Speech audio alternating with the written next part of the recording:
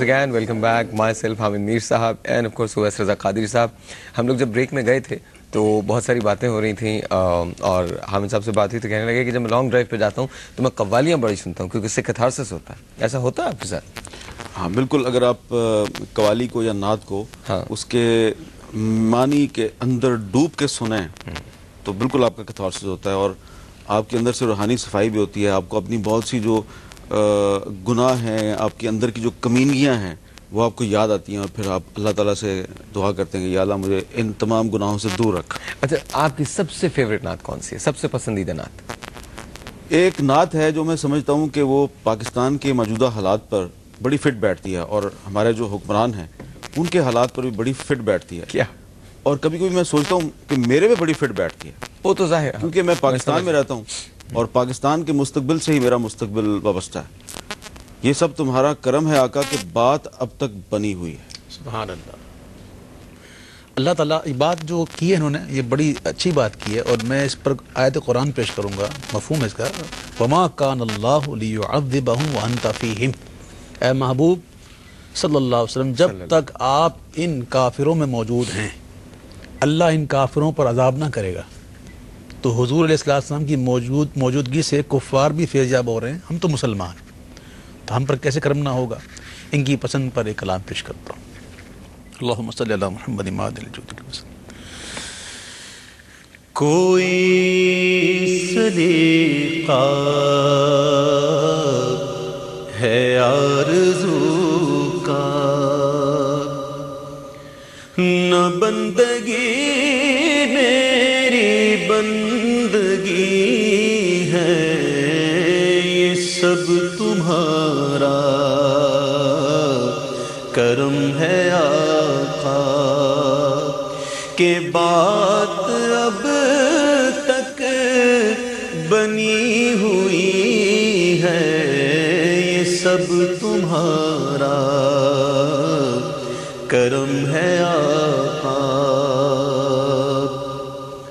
عطا کیا مجھ کو درد الفت، کہاں تھی یہ پرخطا کی قسمت. عطا کیا مجھ کو درد الفت، کہاں تھی یہ پرخطا کی قسمت. میں اس کرم کے کہاں تھا قابل، حضور کی بندہ پروری ہے، یہ سب تمہارا کرم ہے آقا. اور کسی کا احسان کیوں اٹھائیں،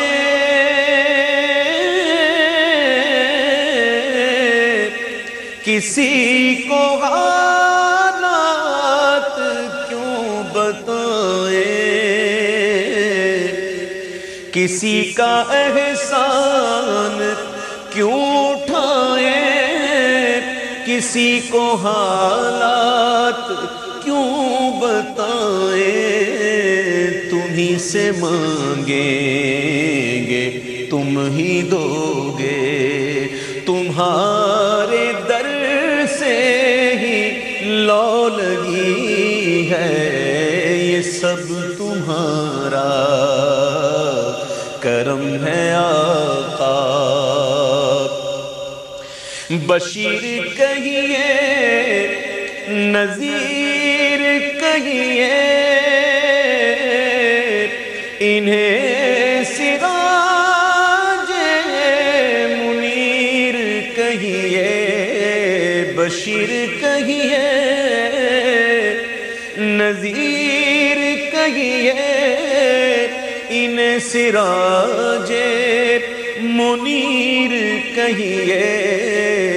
جو سر بسر ہے کلام ربی، وہ میرے آقا کی زندگی ہے. جو سر بسر ہے کلام ربی، وہ میرے آقا کی زندگی ہے، یہ سب تمہارا کرم ہے آقا۔ کہ بات اب تک بنی ہوئی ہے، عطا کیا مجھ کو درد الفت، کہاں تھی یہ پرخطا کی قسمت، میں اس کرم کے کہاں تھا قابل، حضور کی بندہ پروری ہے۔ اور سب سے اچھا اس کا جو مجھے شعر لگتا ہے کسی کا احسان کیوں اٹھائیں، سبحان اللہ، کسی کو حالات کیوں بتائیں، تم ہی سے مانگیں گے تم ہی دو گے، تمہارے در سے ہی لو لگی۔ اچھا ہم تھوڑی سی باطنی صفائی کی بات کر رہے تھے، جی اینڈ باطنی صفائی میں بہت ساری چیزیں آتی ہیں، یہ بتائیے پولیٹیشنز کب صاف ہوں گے باطنی طور پر؟ دیکھیے صرف پولیٹیشنز کے صاف ہونے سے مسئلہ حل نہیں ہوگا، یہ پوری سوسائٹی کی بیماری ہے، اور اس میں ہم صحافی بھی آتے ہیں، اس میں ملٹری ڈکٹیٹرز بھی آتے ہیں، اس میں وکیل بھی آتے ہیں، اس میں ڈاکٹر بھی آتے ہیں، اس میں ہم سب آتے ہیں، ایک عام پاکستانی آتا ہے، ایک عام پاکستانی آتا ہے۔ اور پچھلے تقریباً 3-4 ہفتے سے میں پاکستان کے چاروں صوبوں میں جو فلڈ ایریاز ہیں میں وہاں پہ موو کر رہا ہوں، مجھے بار بار جو ہے یہ میرے دل میں یہ بار بار ایک درد کی لہر اٹھتی ہے کہ 2-3 ہفتے جو آنے والے ہیں اس میں کیا ہوگا۔ یہ تو ایک ہم باطنی صفائی کی بھی بات بھی کر رہے ہیں، ساتھ ساتھ یہ جو آنے والی ایک گندگی کا طوفان ہے، ابھی تو ایک سیلاب کا طوفان ہے، آنے والے 2-3 ہفتے میں ایک گندگی کا طوفان ہے جس کا ہمیں سامنا ہوگا جب یہ پانی نیچے جائے گا۔ تو میں اس کا ذکر بار بار اس لیے کر رہا ہوں کہ ابھی آپ بالکل ٹھیک کہہ رہے ہیں، آئی تھنک ہم لوگوں کو بھی اندازہ نہیں ہے، بالکل بھی اندازہ نہیں کہ جب واٹر ریسیڈ کرے گا تو جو کچھ ڈبری وہ چھوڑ کے جائے گا وہ بے تحاشا ہے۔ دیکھیے میں آپ کو اپنی ایک پرسنل آبزرویشن، ذاتی مشاہدہ بتا رہا ہوں کہ سکھر میں نے پچھلے ہفتے اپنی آنکھوں سے یہ دیکھا کہ جو متاثرین سیلاب ہیں ان کو جو خوراک فراہم کی جا رہی ہے، ان کے لیے جو بریانی کی دیگیں پکائی جا رہی ہیں، اس میں چاول کم تھے، مکھیاں زیادہ تھیں، اور جو پکانے والے لوگ تھے جو میں سوچ رہا تھا کیا یہ انسان ہے یا نہیں، کیا ان کو یہ احساس کیوں نہیں ہے؟ میر صاحب ہولڈ دیٹ تھاٹ، بہت خوبصورت ابھی آپ نے بات کی کہ جو پکانے والے لوگ ہیں کیا انہیں احساس ہے؟ باطنی صفائی کی بات ہے۔ سیالکوٹ کا جو واقعہ ہوا، مجھے نہیں سمجھ میں آتا کہ ہم مزید کتنی پستیوں میں جا سکتے ہیں۔ مجھے اس بات سے کوئی غرض نہیں کہ وہ ڈاکو تھے یا نہیں تھے، اگر تھے بھی تو پولیس وہاں موجود تھی، پولیس کو ان کو پکڑ کے اپریہنڈ کر کے رکھنا چاہیے تھا، بعد میں مقدمے چل جو بھی سلسلہ تھا۔ آپ مجھے بتائیے کہ جب ہم اس بربریت کو دیکھتے ہیں تو کیا کیفیت کیا گزرتی ہے؟ کیا واقعی ہم باطنی طور پہ ایسے لوگ ہیں جو صفائی پسند ہیں، یا ہمارا باطن جو ہے وہ صاف ہے، آئینے کی طرح شفاف ہے؟ ابھی آپ نے بہت خوبصورت ایک بات کہی ہے کہ احساس، ان کو اس بات کا احساس نہیں تھا کہ وہ کیا کھلا رہے ہیں، تو کیا ان لوگوں کو اس بات کا احساس تھا کہ وہ کن لوگوں کو مار رہے ہیں؟ دیکھیں نا، یہاں پہ جو دونوں مثالیں ہیں، میں نے ایک مثال دی سکھر کی کہ وہاں پہ دیگ میں چاول کم تھے، مکھیاں زیادہ تھیں، آپ نے مثال دی سیالکوٹ کی کہ جو مارنے والے لوگ تھے ان لڑکوں کو، اور جو دیکھ رہے تھے، اب یہ دیکھیے کہ اس میں تھوڑی سی بات سخت ہو جائے گی۔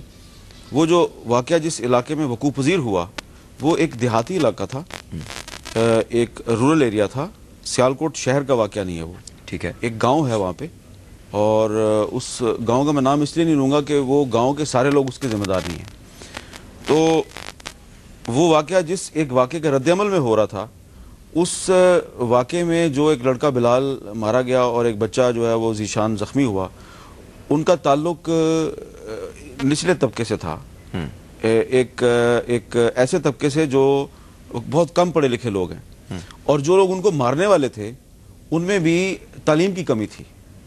اور یہ ایک بہت بڑا پرابلم ہے کہ یہ جو ہم آج کل ایک بہت سے لوگ کہہ رہے ہیں جی کہ یہ ہماری قوم میں یہ ایک احساس جو ہے یہ کیوں نہیں ہوتا، وہ جو لوگ تھے ارد گرد کھڑے تھے ان میں یہ احساس کیوں نہیں ہوا کہ ہمیں آگے بڑھ کے اس شخص کا ہاتھ روکنا چاہیے جو کہ ایک ڈیڈ باڈی کو الٹا لٹکا رہا ہے پانی کی ٹینکی کے ساتھ، وہ کیوں کھڑے رہے، وہ کیوں تماشا دیکھتے رہے؟ اس کی وجہ یہ تھی کہ ان میں شعور کی کمی تھی، نہ تو انہیں دین کا فہم تھا اور نہ ہی انہیں جو ایک ہماری عام اخلاقی روایات ہیں ان کا کوئی ادراک تھا۔